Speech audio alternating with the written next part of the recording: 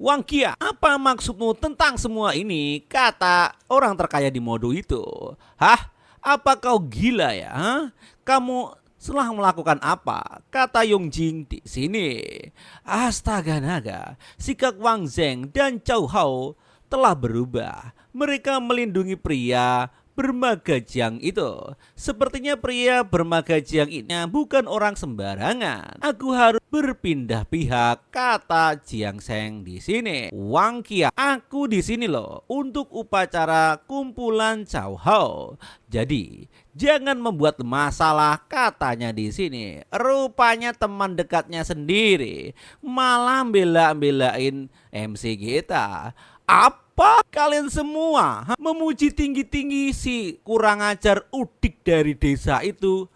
Dari Chengdu. Apakah kalian pikir kalian itu siapa? Aku tidak akan tahan dengannya, kata si Kuang Jiang di sini. Kamu mengotori pakaian pacarku dan aku ingin kamu meminta maaf kepadanya, kata sang MC di sini. Jiang Cheng, aku baik-baik saja kok. Kau tidak perlu marah-marah ini. Di sini sang wanita ingin meredakan kemarahan sang MC kita. Apa? Kau tidak mengerti. Aku memintamu untuk meminta maaf. Dasar norak. Sok gaya. Omong kosong belaka bacot. Aku tidak akan mendengarkan. Memangnya kau itu mau apa? Kata si Kuang Ki. Langsung digaplar saja oleh sang MC dan lagi digamparin di sini. Kamu terus memanggilku orang udik dari kampung. Apa kamu benar-benar berpikir aku terbuat dari lumpur, kata sang MC di sini. Dan apakah kamu berpikir aku ini babumu? Anjir, kau berani memukulku, kata Kuang Yi di sini. Dasar otak udang, aku merasakan kamu akan berakhir. Aku akan menyarankan kamu untuk berkonsultasi dengan ahli neurologi. Jika kamu tidak puas, aku bisa membayarkan untukmu. Mungkin kamu bisa jadi pengemis saja, kata sang MC. Kurang ajar, apakah kau meminta aku untuk membayarnya, kata sang Kuang Li di sini. Saudara Jiang, hati-hati, dia mau main kasar. Langsung di sini ama sang MC dikasih tendangan maut. Kurang ajar, siapa yang mencari kalian, kata sang MC. Wang Qiang, kamulah yang menyebabkan kekacauan ini dengan mulut kotormu ini. Kesempatanmu untuk pergi sana, kata Wang Ji di sini. Dasar orang udik, orang kampung, kata Yang Jiang di sini. Anjir, admin juga orang gunung nih. Kenapa gua merasa sepertinya hati admin diinjak-injak? Anjir, aku tidak akan membiarkanmu untuk lolos. Kamu dengar ya, orang tuaku berkuasa di daerah Modo ini, kata Kuang Yang yang rupanya ancam sang MC. Apa? Latar belakangmu cukup tinggi, gua kagak takut. Di sini sang temannya juga ngingatin, keluarga berada di industri makanan dengan 2 perusahaan yang terdaftar. Mereka telah memperoleh pangsa pasar yang cukup besar di daerah Modo ini, bro. Jadi kamu harus berhati-hati. Dia dan orang tuanya cukup arogan, kata temannya itu. Benarkah? Kalau begitu aku akan melihat seberapa mampu mereka menghadapi finansialku, kata sang MC di sini mengancam dan rupanya ingin menjatuhkan sekeluarga Qiang Jiang. Jiang Cheng, aku sudah menyebabkan masalah lagi padamu. Apakah kau baik-baik saja di sini? Rupanya pacar dari sang MC ini cukup khawatir. Oh, santai saja sayangku, katanya. Ini membuat Zhou Ying kehilangan nafsu makan. Jadi yang terbaik adalah mengirimnya pulang secepat mungkin. Saudara Wang, saudara Chen, kami sudah cukup minumnya, jadi kami akan berangkat pulang, kata sang MC di sini kepada teman-teman baiknya ini. Oh sorry bro, tuan muda, aku bener-bener ngerasain gimana rasanya jadi nggak enak sama dirimu. Aku sudah menduga hal ini akan menjijikan, seperti itu akan terjadi, katanya di sini. Ya sudah, nggak apa-apa. Apa yang sedang kamu bicarakan sih? Bukan masalah besar juga. Kita kan saudara, jangan buang waktu untuk formalitas seperti ini. Oke lah kalau gitu.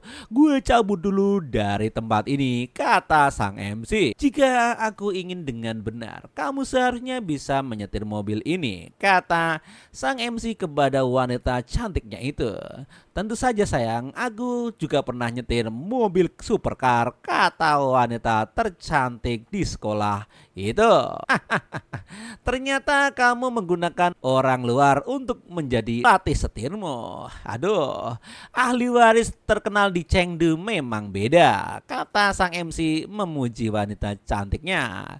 Oh, jangan menggoda aku terus sayang, jangan khawatir, aku akan memastikan kamu sampai tujuan dengan selamat, kata wanita cantik itu. Sudah lama sekali aku tidak menyetir supercar seperti ini. Sayang sekali aku ada di kota. Kalau tidak, mungkin aku ingin menyetirnya dengan ngebut sampai habis bensinnya. Aduh, kamu ini katanya.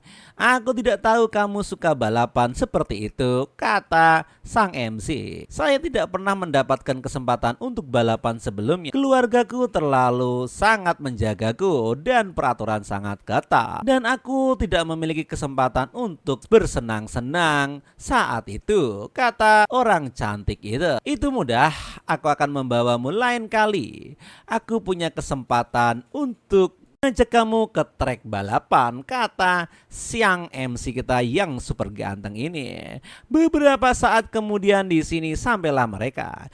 Jiang Cheng, aku selalu mengingat kebaikanmu dan terima kasih untuk hari ini. Kenapa sih kamu seperti ini? Tiba-tiba membahas sang formal ini.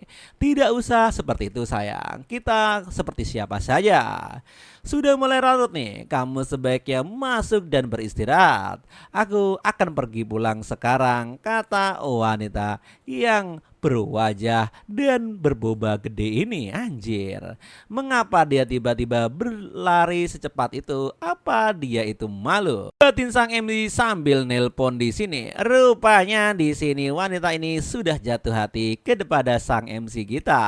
Itu dulu. Oke, kita akan membahas urusan yang besar. Kita harus segera mulai kerja saat ini. Dan sang MC pun membuka aplikasi sistem di sini yang entah apa. Aplikasi ini akan kita jelaskan. Rupanya ini adalah sebuah sistem sebelumnya menugaskan tim keamanan kepadaku. Aku akan melihat seberapa baik kinerja mereka. Lagi pula aku akan bekerja di Shanghai pada akhirnya. Dan karena Wang Qiang telah memberiku kesempatan ini, aku akan memberikan kesan yang baik kepada mereka. Di sini pun ada notifikasi di sebuah handphone. Rupanya ini sebuah kontak di sebuah pria. Ya ampun, ya Allah. Ini masalah keamanan terkait dengan RG sumber produksi Wang Qiang sedang menjadi trending di media sosial, katanya di sini. Apa-apaan? Loh, Saudara Wang, apakah kamu sudah melihat topik yang sedang viral? Produk makanan asinan dari kokol dan kaul bau keluarga Wang Qiang dan rebung asinan rendaman ampas sudah terbongkar semuanya, kata sang MC di sini. Aku sedang melihatnya sekarang. Tidak hanya apa yang Anda sebutkan, tetapi juga masalah bahan baku mie yang busuk dan bau. Dan kadaluarsa sudah ditemukan di perusahaan Guangjiang, kata sang MC. Rupanya di sini sang MC menyerang perusahaan dari bapaknya Qiangjiang yang tadi bermusuhan di sana. Oh, menarik. Produk mereka dari rak dan departemen terkait ORG juga mulai turun tangan pagi ini. Reputasinya Wang's Food telah benar-benar runtuh dan kerugian yang dihadapinya tidak terhitung. Rupanya sang MC menggunakan sistem untuk buat kejadian rekayasa ini. Anjir. Tunggu, apakah kamu ingat apa Jiang Cheng katakan kemarin? Katanya di sini. Rupanya kedua orang ini langsung tercengoh karena perkataan sang MC. Benarkah? Kalau begitu aku ingat seberapa mampunya mereka di sini.